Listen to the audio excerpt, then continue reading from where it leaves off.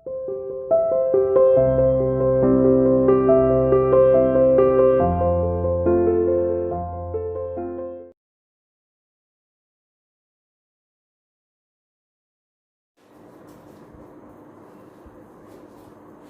Students, welcome to CR international school online class. हमारी बच्चों, I hope आप सभी बहुत अच्छे होंगे। तो बेटा, इसी के साथ अपनी क्लास स्टार्ट करते हैं और आज का अपना टॉपिक लेते हैं हिंदी पाठमाला का पाठ 2, जिसका नाम है डॉक्टर APJ अब्दुल कलाम। ये हमारा कोई नया चैप्टर नहीं है, ये हमने देखो बेटा पहले भी पढ़ रखा है। तो अभी हम इसका क्या कर रहे हैं, रिवीजन वर्क कर रहे हैं, दोहराई कार्य। ठीक है, ये अभी हमारा क्या है, रिवीजन वर्क है। तो ये हमारा कोई नया टॉपिक नहीं है। जितना भी सिलेबस हमारा हो चुका है, मैंने आपको कल की वीडियो में बताया था कि उसको हम वहीं पर स्टॉप कर रहे हैं। बाकी उस सिलेबस का जहाँ तक हमारा हो चुका, स्टार्टिंग से रिवीजन ले रहे थे। जिस भी बच्चे का कोई भी रिवीजन में जो भी चैप्टर पेंडिंग है, वो अपना चैप्टर आप ले सकते हैं। चैप्टर 1 to 10 हमारे हो गए। 6 चैप्टर हमने बीच में स्किप कर दिए हैं। 1 2 3 4 5 7 8 9 10 6 चैप्टर हमारा स्किप है। ठीक है, तो इसी का चैप्टर नंबर 2 का डॉक्टर APJ अब्दुल कलाम का हम क्या करने जा रहे हैं, दोहराई कार्य। जैसा कि हमने पहले भी पढ़ा था इस चैप्टर में, तो वो क्या था कि डॉक्टर APJ अब्दुल कलाम क्या थे, भारत के कौन से राष्ट्रपति थे डॉक्टर APJ अब्दुल कलाम? वो भारत के 11वें राष्ट्रपति थे। ठीक है, और वो क्या थे, एक बहुत बड़े साइंटिस्ट भी थे। उन्होंने अनेक मिसाइल्स तैयार की, है ना, और साइंस की दुनिया में उनका जो है बहुत ही नाम है। तो उनका जन्म कब हुआ था? उनका जन्म 15 अक्टूबर 1931 को तमिलनाडु के रामेश्वरम में एक मुसलमान परिवार में हुआ था।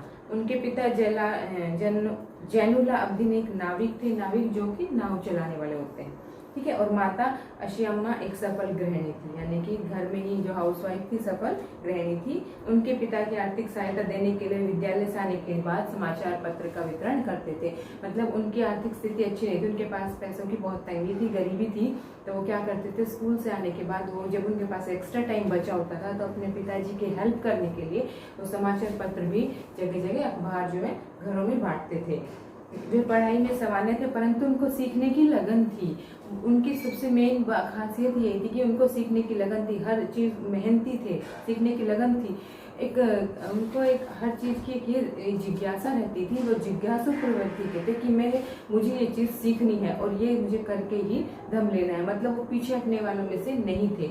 उनकी सोच थी कि अपना जो है कार्य, कोई भी काम ऐसा नहीं कि जो कि हम कर नहीं सकते, बस उसमें हमें क्या है, फुल एफर्ट्स दिखाने होते हैं। मतलब उसमें पूरा हमें ध्यान से और पूरी मेहनत से, पूरे लगन से उस काम को करते जाओ, तो उसमें सफलता जरूर मिलती है। तो ऐसे ही प्रवृत्ति के वो थे।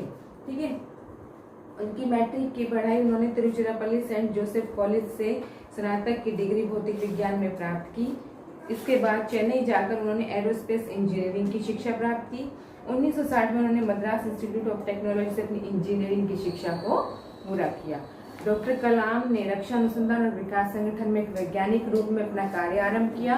वे सर्वप्रथम उन्होंने भारतीय सेना के लिए एक छोटा सा हेलीकॉप्टर डिजाइन किया। कलाम को प्रसिद्ध वैज्ञानिक विक्रम साराभाई के साथ काम करने का अवसर भी मिला। ठीक है, 1969 में उनका स्थानांतरण भारतीय अंतरिक्ष अनुसंधान संगठन में हुआ। भारत का प्रथम उपग्रह रोहिणी पृथ्वी की कक्षा में सन 1980 में स्थापित किया गया।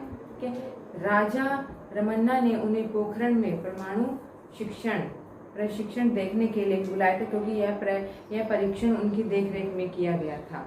मतलब वो हर चीज में इतने माहिर थे कि सब लोग उनको जो है आगे बुलाते थे कि उनको इस चीज का ज्ञान दिया जाए। ठीक है, तो वो क्या है, हमेशा उन्होंने बहुत सी पुस्तकें भी लिखी थी। पुस्तकें ये देखो, मैं आपको शॉर्ट में बता रही हूँ, इस चैप्टर का डिटेल में हम नहीं पढ़ रहे हैं। इसको आप एक बार डिटेल में खुद पढ़िएगा। मैंने आपको ये पहले भी पढ़ा दिया था, आज मैं इसको थोड़ा सा छोटा करके आपको बता रही हूँ। ठीक है, जुलाई 1992 से लेकर 1999 तक डॉक्टर कलाम प्रधानमंत्री के वैज्ञानिक सलाहकार और DRDO के सचिव रहे। तभी भारत का दूसरा परमाणु परीक्षण हुआ।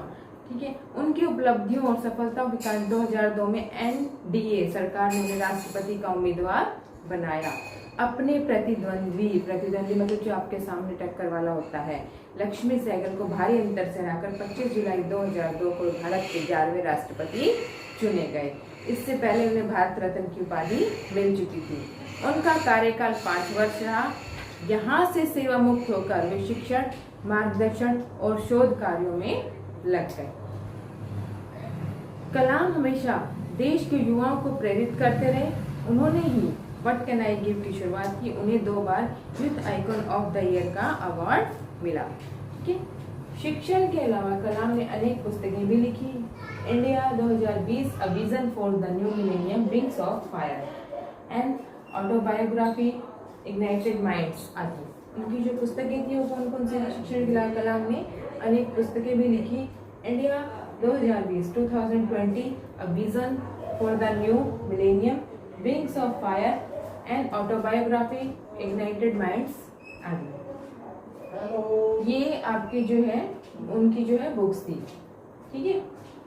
उसके बाद आगे आता है कि भारत सरकार ने उन्हें पद्म भूषण और भारत रत्न से भी अलंकृत किया। 27 जुलाई 2015 को भारतीय प्रबंधन संस्थान शिलोंग में अध्यापन कार्य के दौरान उन्हें दिल का दौरा पड़ा और ये चमकता सितारा हमेशा के लिए विलीन हो गया।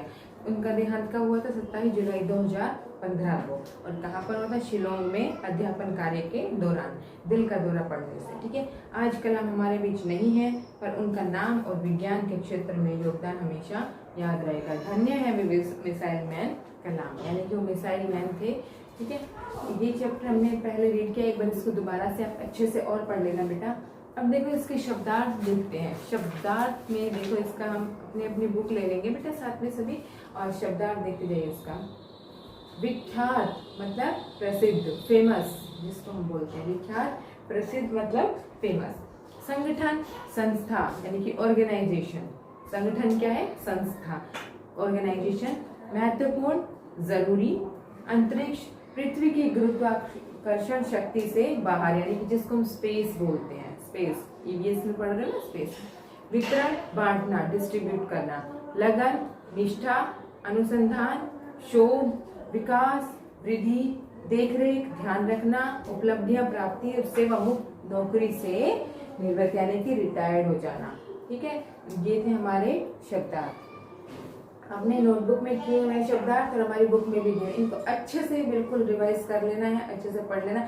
अभी हमारी जो नेक्स्ट मीटिंग है मैंने उसमें भी आपको चैप्टर नंबर 2 दिया हुआ है, तो कोई बच्चा ऐसा नहीं जिसको कि ये क्लियर ना हो।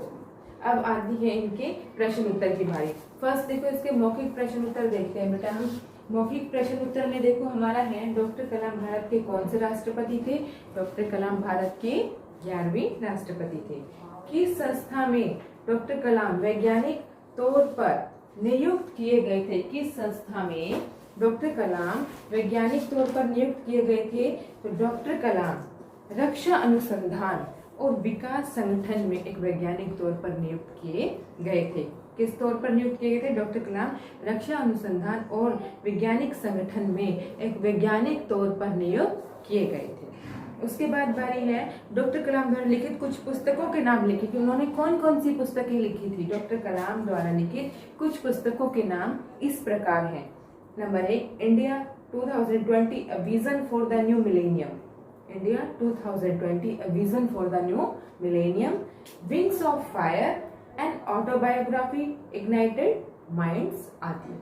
ठीक है। ये थोड़े हार्ड पढ़ रहे हैं, लेकिन इनको बार बार जब रिवाइज करोगे, बार बार रीड करोगे तो ये आपको क्लियर हो जाएंगे। India 2020 a vision for the new millennium, wings of fire and autobiography and ignited minds. Doctor Kalam की मृत्यु कब, कहाँ और कैसे? डॉक्टर कलाम की मृत्यु 27 जुलाई 2015 को शिलोंग में अध्यापन कार्य के दौरान दिल का दौरा पड़ने से हुई। ये थे हमारे इसके मौखिक प्रश्न उत्तर। ठीक है। उसके बाद बारी है लिखित प्रश्न उत्तर की। अब लिखित प्रश्न उत्तर में देखो बेटा हमने क्वेश्चन नंबर 3 और 5 इस पे कट लगा दिया है। That's not very important. ये जो हम इट्स नॉट वेरी इंपॉर्टेंट, क्योंकि 3 और 5 जो है हमने नहीं किया था पहले भी, तो इसको हम रिवीजन में भी नहीं लेंगे। जो जो हमने किए हम रिवीजन में सिर्फ उन्हीं क्वेश्चंस को ले रहे हैं। फर्स्ट क्वेश्चन है लिखित का, डॉक्टर एपीजे अब्दुल कलाम का पूरा नाम क्या था? उनकी शिक्षा के विषय में आप क्या जानते हैं? तो देखो बेटा डॉक्टर एपीजे अब्दुल कलाम का पूरा नाम अबुल पाकिर जलालुद्दीन अब्दुल कलाम था। फिर से रिपीट कर रही हूँ, डॉक्टर एपीजे अब्दुल कलाम का पूरा नाम क्या था? अबुल पाकिर जैनुलब्दीन अब्दुल कलाम था। ठीक है, और इनकी शिक्षा के विषय में आप क्या जानते हैं? उनकी शिक्षा मैट्रिक के बाद उन्होंने तिरुचिरापल्ली के सेंट जोसेफ कॉलेज से स्नातक की डिग्री भौतिक विज्ञान में प्राप्त की। इसके बाद चेन्नई जाकर उन्होंने एरोस्पेस इंजीनियरिंग की शिक्षा प्राप्त की। ठीक है, सेकंड क्वेश्चन है, कलाम ने रक्षा अनुसंधान और विकास संगठन में कौन सा कार्य सर्वप्रथम किया? उन्होंने 1980 में कौन सा उपग्रह स्थापित किया? कलाम ने रक्षा अनुसंधान और विकास संगठन में सबसे पहले कौन सा काम किया? कलाम ने रक्षा अनुसंधान और विकास संगठन में भारतीय सेना के लिए एक छोटा सा हेलीकॉप्टर डिजाइन किया। उन्होंने सबसे पहले कौन सा काम किया? कलाम ने रक्षा अनुसंधान तथा विकास संगठन में भारतीय सेना के लिए एक छोटा सा हेलीकॉप्टर डिजाइन किया। ठीक है, उन्होंने 1980 में रोहिणी नामक उपग्रह स्थापित किया। नेक्स्ट है, डॉक्टर कलाम को किन किन पुरस्कारों से अलंकृत किया गया? डॉक्टर कलाम को भारत सरकार ने पद्म भूषण, पद्म विभूषण और भारत रत्न से अलंकृत किया। कौन कौन से पुरस्कारों से अलंकृत किया? पद्म भूषण, पद्म विभूषण और भारत रत्न पुरस्कारों से अलंकृत किया। तो ये था हमारा रीडर का चैप्टर नंबर 2, जो कि हमने एक बार फिर से रिवाइज कर लिया है। आप खुद भी इसको दोबारा से रीड करना, अच्छे से रिवाइज करना।